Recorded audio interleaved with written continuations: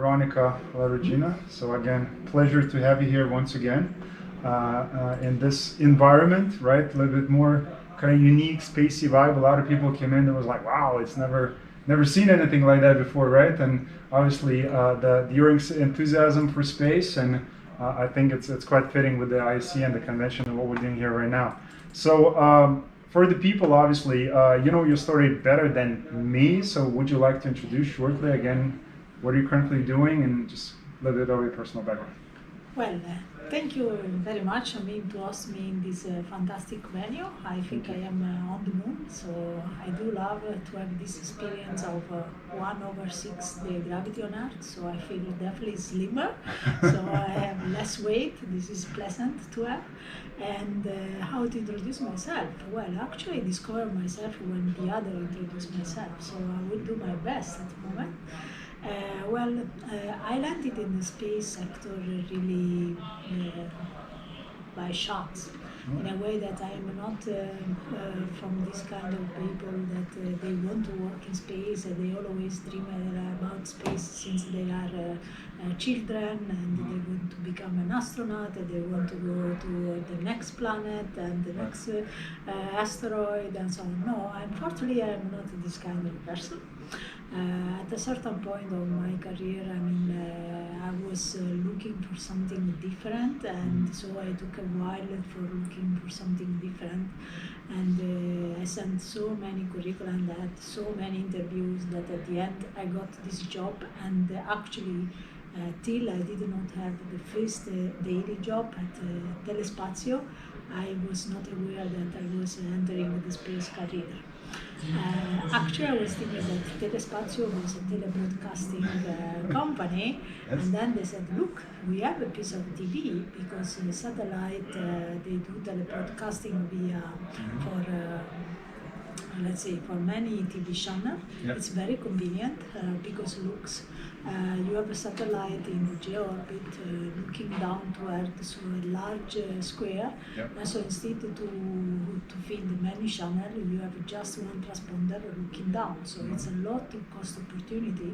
Yep. Save it for this type of business. That's why it has been broadcasting for a while like Golden Share.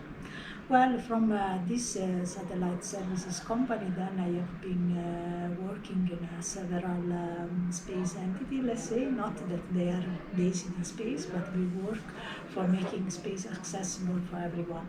So I had experience at space agency, national and European one, and I work in a company, and recently I am leading the European company of the Nanoracks that has the bright mission to making space accessible for everyone. Actually today I had an interesting conversation over lunch. What does it mean make space accessible for everyone? Yes. We usually think about that something is accessible for everyone when it's free. And space can offer many things for free, like microgravity condition, radiation exposure, unusual vacuum pressure condition, and so on. At the same time, someone can say, look, but to reach space is not for free.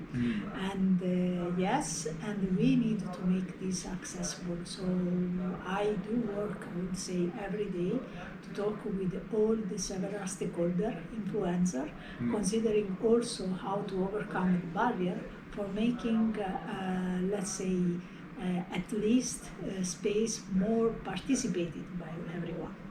Now, how you can participate in space? You can participate in space virtually, so using digitally access, or you can make space accessible that you send a piece of you that can be your experiment, can be your beloved ring, something that you really care, that you would like to be in space doing something and maybe come back.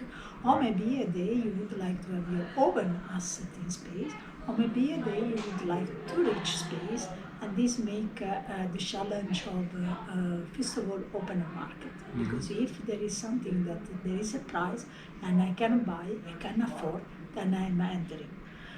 For a while, the space sector even did not have a price, because it was actually a planned economy. You could go to space if you are applying to a space agency call that needs to match some type of requirements.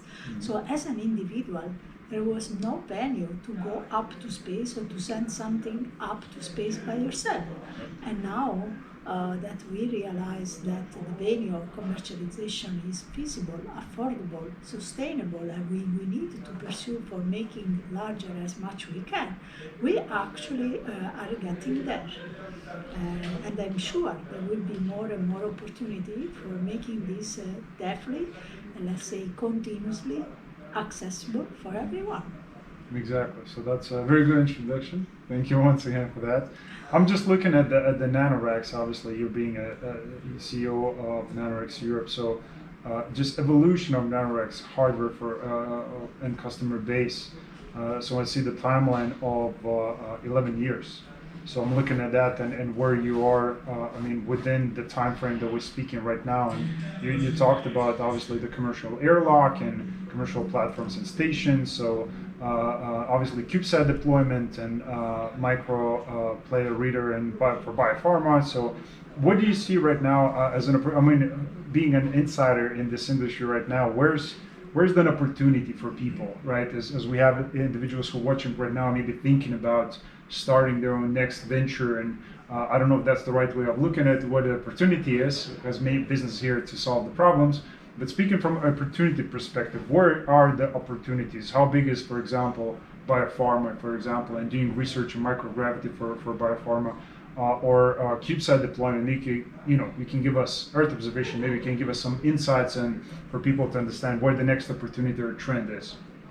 Okay, so yes, I foreseen, let's say, 3 venues. Mm-hmm. One, it is the venues to actually enrich the current asset in orbit of Nanorack, like the external side of the Bishop, so the external box, or the Nanolab, that there are just enclosure within the station, powered and data connected to run something, where actually we are going to additional create instrumentation for making the payload of the customer promptly flyable. Let me explain. The current solution is flexible enough that if you come and to say, I want to bring something up to space, I can say this is the box, puts inside, connect it, make it feasible, and we will activate. At the same time, you need to build a layer of power and data connectivity to activate your instrumentation. Maybe at the end, your experiment it is just to do the spectrography of analysis of a sample. So if I have an instrumentation already equipped with the instrumentation to do the in situ analysis, then you give me only the sample. So basically, we are going to reduce the time to fly, the readiness to fly, for your side. So this is one venue. It is, let's say, the augmentation of the current service portfolio. Mm-hmm. Then the other venue, it is to look at other orbital platform beyond the ISS, in LEO or other destination, in a way that you can convey other features that the ISS doesn't have. One of these, for instance, is the re-entry capability, almost at the libitum.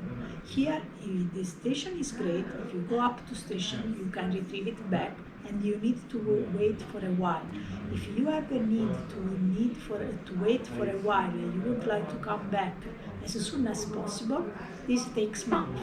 So there are a type of experiment that need to be retrieved back in a shorter time. So if I have the entry capability to come down within a shorter window, this increases the people who would like to go up to space. Because remember, in any type of journey, you go in a journey because you have the way to come back. Yeah. And so more opportunity we have to come back, and more opportunity we will be to go up. Mm-hmm. So there is definitely a trend for increasing of the market. Yep. The other venue, for me, I am a strong believer of the moon. The moon is definitely different from LEA. Sometimes we can think that we are adding complexity for what? Complexity comes for a longer travel to reach the moon. Complexity comes that we cannot always communicate at maximum with Earth, where we have the ground command control. Mm-hmm. So we don't see, we have to come with imagination when we are not visible each other, moon and Earth. And definitely a different environment for radiation, a different hazard for meteorite, a different challenge for the lunar night. So sometimes we can ask at ourselves why we should make complicated if we can have a number of benefits exploiting space already in Leo. I do believe that we learned so much how to go up to space because we overcome all the challenge we were in Leo 50 years ago. Now if we still continue to challenge ourselves to overcome all these stressor factor on the moon, we are going definitely to deliver more and more benefit. Yep. When you have a constraint, you need to look for a solution. Yep. More problem, more solution, definitely gain and benefit for humankind. Yeah, exactly. Because moon can present a lot of great solutions, right? Correct. So what some of those solutions would be, and can we have a full almost attention right now with some of the companies like SpaceX or other, if it's more probably of a kind of private side looking towards Mars. So what moon can present, because sometimes we forget what moon offers. So what will be some of the solutions that moon will give us in terms of the benefits? Well, I believe that moon will give us the opportunity to definitely test and making reliable a lot of artificial intelligence solutions.